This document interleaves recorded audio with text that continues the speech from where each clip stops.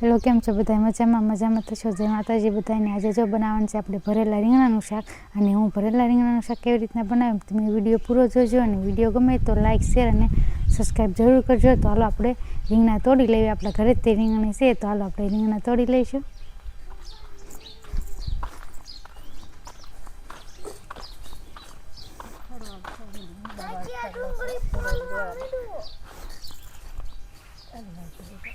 જોઈ શકો છો આપણે બધી રીંગણી છે, જે ફૂલ આવે છે ને આમાં તો જે જો રીંગણા આવ્યા છે.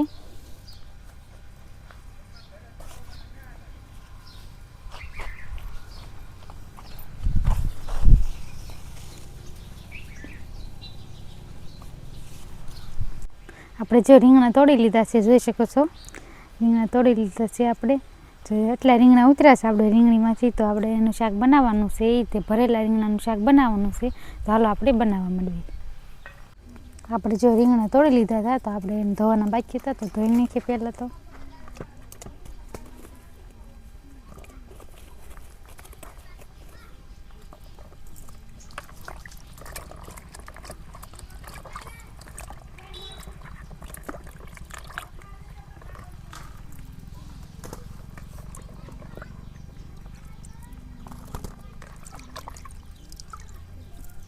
આપણે રીંગણા ધોઈ નાખ્યા છે, તો આપણે એને મોળી લઈશું હારો. તો આપણે જો મોળી નાખીએ રીંગણા. આવી રીતના રીંગણાના પાન કાઢી નાખવાના છે આપણે. પછી ડીટીઓ આખું કાઢવાનું નથી, સેજ કાઢી નાખવાનું.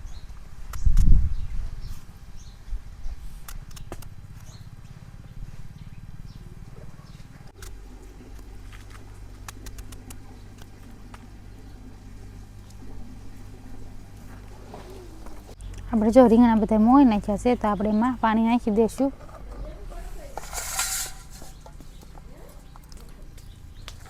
એટલે રીંગણા લાલ ન થઈ જાય, એટલે આપણે પાણી નાખી દઈશું આમાં.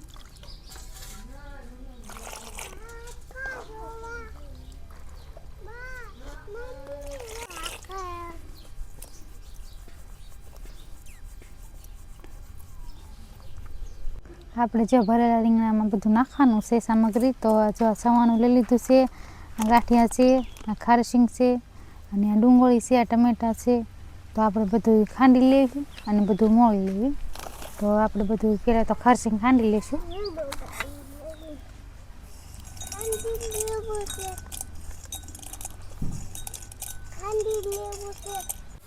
તો આપણે ખારશીંગ ખાંડી નાખશું.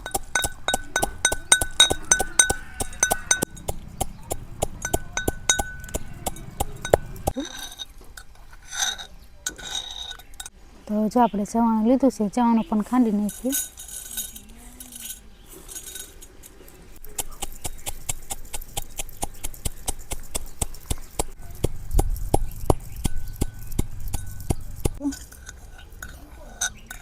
આપણે જો ગાંઠિયા લીધા છે, તો ગાંઠિયા પણ ખાંડી નાખશું.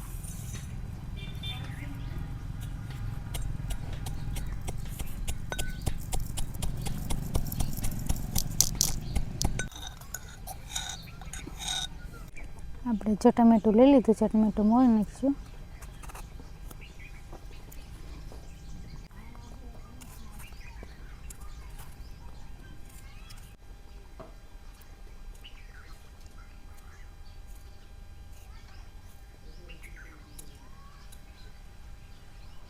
આપણે ડુંગળી પણ આરે મોળી નાખશું.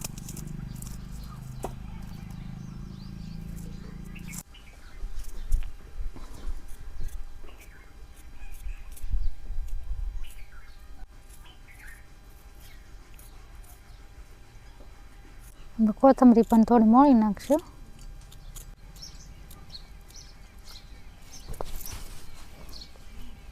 આપણે જો ગાંઠિયા ખાંડી નાખ્યા છે, સવાણું ખાંડી નાખ્યું છે, ખારશીંગ ખાંડી નાખી છે, અને આપણે કોથમરી કટિંગ કરી નાખી છે, અને ડુંગળી અને જે ટમેટાં છે બધું કટિંગ કરી નાખ્યું છે. મસાલો તૈયાર કરવાનો છે રીંગણા ભરવા માટે.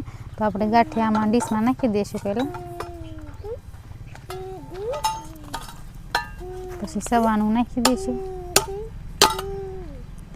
પછી ખારશીંગ. આપણે જો આ ડુંગળી ને ટમેટાં મોળી નાખ્યું હતું, એ પણ આમાં આપણે નાખી દઈશું. પછી કોથમરી પણ નાખી દઈશું. હવે મસાલા નાખી દઈશું. ધાણા જીરું, હળદર, હિંગ, મીઠું અને આ લસણમાં ખાંડેલું મરચું આપણે તેલ નાખી દઈશું થોડું. આપણે જે મસાલા બધા નાખી દીધા છે તો આપણે હવે બધું મિક્સ કરી લેવી.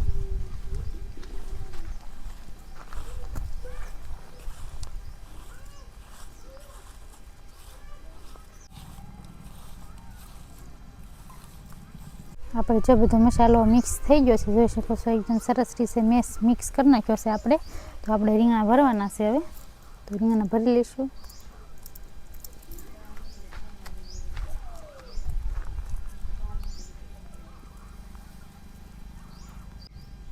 જોઈ શકો છો એકદમ સરસ મજાનો મસાલો આપણે ભરી દીધો છે રીંગણામાં.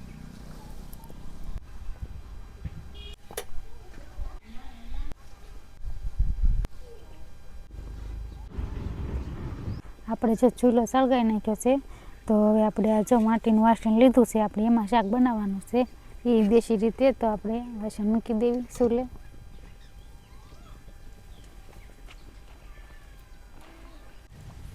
જો તેલ નાખી દઈએ.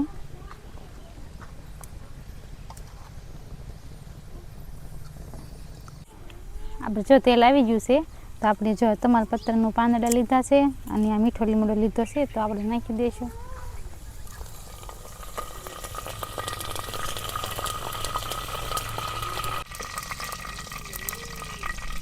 તો આપણે હવે રીંગણા નાખી દઈશું એમાં.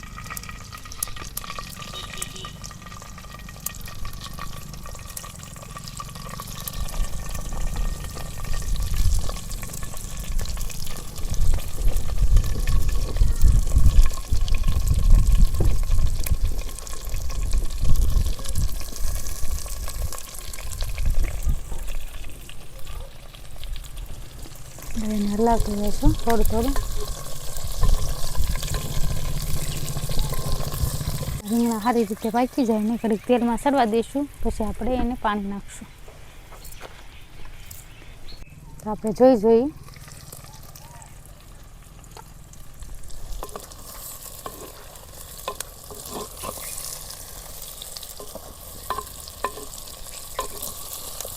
રીંગણાનો કલર થોડો ચેન્જ થવા મળ્યો છે, જોઈ શકો છો.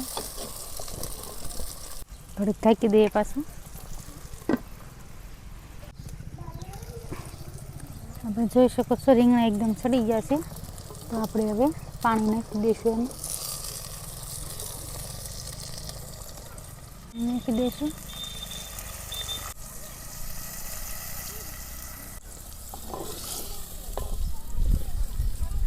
આપણે આ મસાલો વધ્યો તો એ મસાલો પણ નાખી દઈએ. થોડુંક ખાંડ નાખી દઈશું એમાં. થોડું મીઠું પણ નાખી દઈએ, કેમ કે પાણી નાખ્યું એટલે થોડું મોળું થઈ ગયું એટલે થોડું મીઠું પણ નાખી દઈશું. હવે ઢાંકી દઈએ ઘડીક.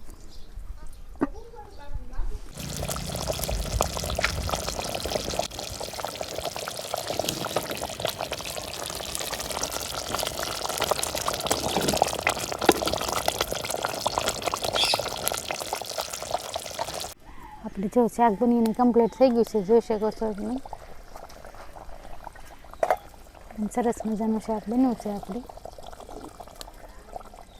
તો આપણે નીચે ઉતારી લઈશું એને.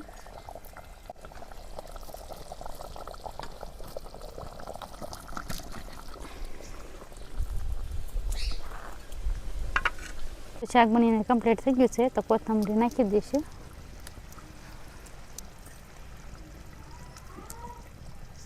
આપણે જો રોટલા બનાવવાના, શાક તો બની ગયું છે, રોટલા બનાવવાના છે. તો તાવડી મૂકી દીધી છે ચૂલે અને હવે આપણે રોટલા બનવાનું સ્ટાર્ટ કરવી. તો આપણે મીઠું નાખી દઈશું.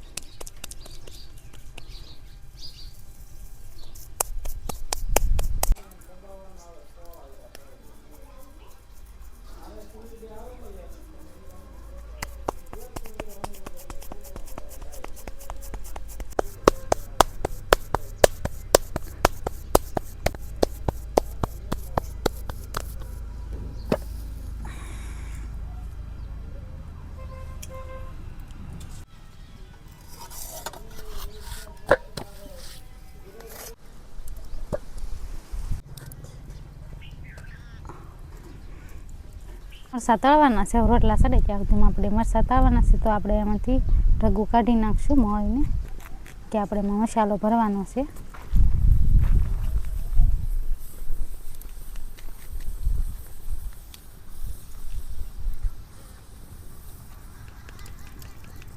આપણે જો રીંગણા ભર્યા હતા એમાંથી આ મસાલો વધ્યો છે અને આપણે છે મરચાંમાં ભરીને તળી નાખશું.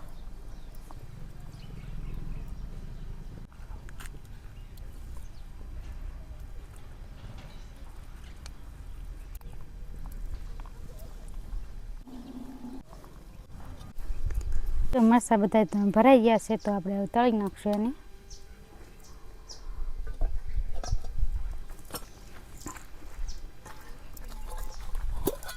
તેલ નાખી દઈશું.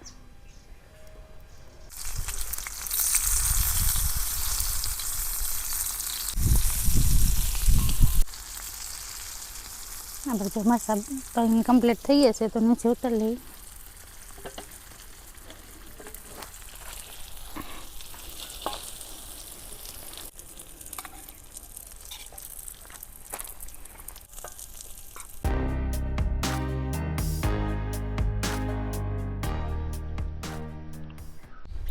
જો ભરેલા રીંગણાનું શાક બનીને કમ્પ્લીટ થઈ ગયું છે, જોઈ શકો છો તમે એકદમ સરસ રીતે બનાવ્યું છે આપણે. તમે પણ ઘરે એવી રીતના જરૂર ટ્રાય કરજો અને વિડીયો પૂરો જોજો અમારો. તો એની સાથે જો આપણે લીધા છે રોટલા, ડુંગળી છે, આ ભરેલા મરચાં છે, જોઈ શકો છો એકદમ સરસ રીતે ભરીને આપણે મરચાં તળ્યા છે. તો એની યાર છાશને ખાવાની તો બહુ મજા આવશે. તો અમારો વિડીયો તમને કેવો લાગ્યો એ કમેન્ટમાં કહેજો, અને વિડીયો પસંદ આવે તો લાઈક, શેર અને સબસ્ક્રાઈબ જરૂર કરજો. હવે મળશે આપણે નેક્સ્ટ વિડીયોમાં. ત્યાં સુધી બાય.